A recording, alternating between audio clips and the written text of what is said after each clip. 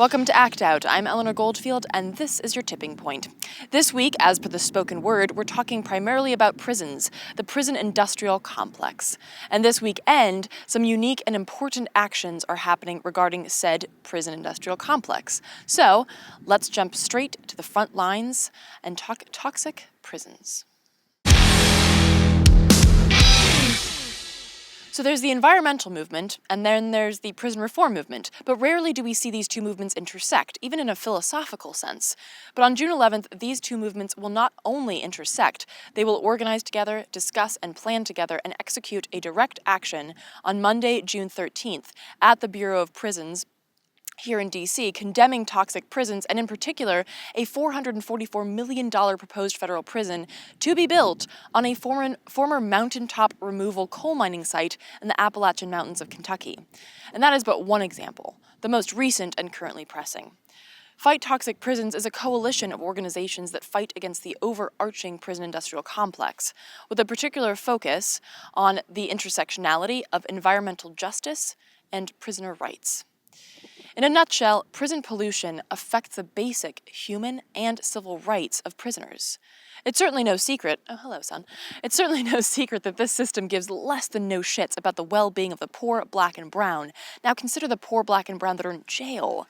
Really no fucks given.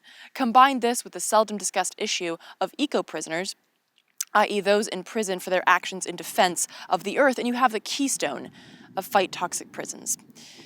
And June 11th, by the way, also holds particular importance as the 12th annual day of action in solidarity with eco-anarchists and the continued push to shorten sentences and win early release for incarcerated environmentalists. Which, I might add, you can commemorate this year by going to bat for one of our former guests on this show, Heather Doyle. She was sentenced to more jail time last week after speaking out against police brutality and harassment after originally being sentenced for fighting the fracked gas export facility on the coast at Cove Point.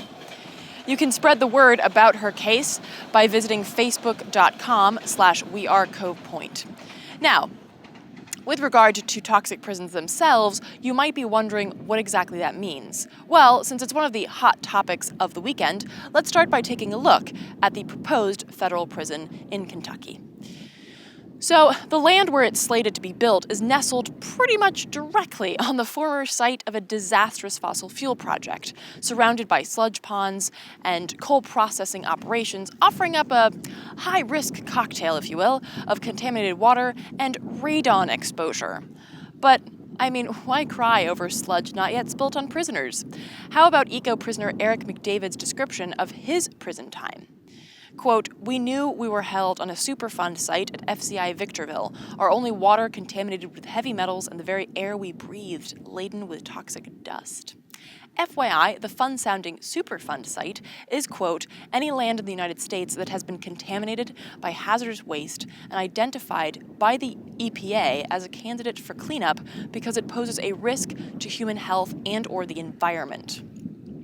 So, seeing that the EPA was tagged in that definition, I decided to dig a little bit deeper and see if I could find Victorville's listed on the EPA's Superfund page. And what do you know? Former George Air Force Base, training facility, and convenient storage space for hazardous chemicals involved in military training, used between World War II and 1992.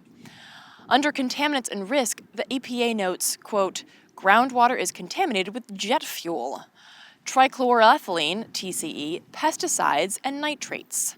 Soil is contaminated with total petroleum, hydrocarbons, dioxins, construction debris, medical wastes, pesticides, semi-volatile organic compounds, and various inorganic compounds." Wow.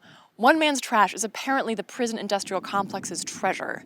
USP Victorville Federal Prison, where Eric McDavid was held, is literally right on that land, even just blatantly located right off Air Base Road. They don't even fucking try to hide it.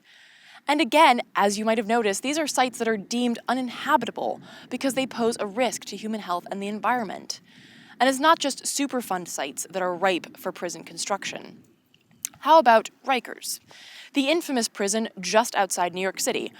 Now, you may have heard of its infamy because of the horrendous cases of inmate abuse, including juveniles, but Did you also know that the island itself is a fucking health hazard? Built on an old landfill, simply the stench of the island is enough to make people sick, which it does. In fact, a group of corrections officers are involved in a suit claiming that the pollution on Rikers actually gave them cancer. And that's just the correction officers? A former inmate who now also suffers from respiratory problems reported that it smelled like, quote, sewer mixed with fertilizer mixed with death. Which is actually pretty accurate, but that's not all. As the garbage does its best to decompose, it belches methane into the air, and if you recall from a recent methane leak in California, that is a severe health hazard. Furthermore, less than a mile away in Queens sit 5 power plants that spew volatile organic compounds and nitrogen oxide, a pollutant. The Paletti Power Plant, infamous for being the biggest polluter in New York, sat within a mile of Rikers and operated until 2010 when it closed due to community pressure. Since then, 2 power plants have replaced it. On the other side, within a mile, sit 4 waste transfer stations and a compressor station in the Bronx. The island is also home to its own power plant that provides energy for the jail facility. The power plant on Rikers emitted 8,650 pounds of a dangerous pollutant, PM2.5, solid airborne particles that are 2.5 microns or smaller, and 9,435 pounds of PM10 in 2014. One of the operating power plants within a mile from Rikers has had at least 13 violations of the Clean Water Act or the Clean Air Act in the past 10 years. Along with power plants, waste transfer stations, like the one nearby in the Bronx, are also known for a high amount of particulate matter emissions due to the high number of trucks emitting diesel exhaust. Add to this frequent water shutoffs due to the prison literally sinking into landfill waste, causing pipes to buckle and crack, little to no air conditioning in inmate areas, and you have yourself a literal toxic heap of human rights violations and environmental hazards at an institution supposedly built to rehabilitate people. Or how about the Intercept article that came out last week reporting that during a 1-year period ending January 15th of this year, OSHA received 81 workplace safety complaints regarding mold in penal institutions across the United States. And again, that's complaints from the workers, who obviously aren't there 24/7. And all of this that I've mentioned is but a fraction, a few examples of toxic prisons. You can find more on the Prison Ecology map page, which we'll post a link to in the description, and although the convergence itself will be happening in DC, people around the country can join the fight against toxic prisons by contributing to the movement, organizing solidarity direct actions at or around prisons in your area, and getting in touch with action organizers. Visit fighttoxicprisons.org to learn more and to get involved. We'll also bring you some footage from the event itself. So tune in next week for that.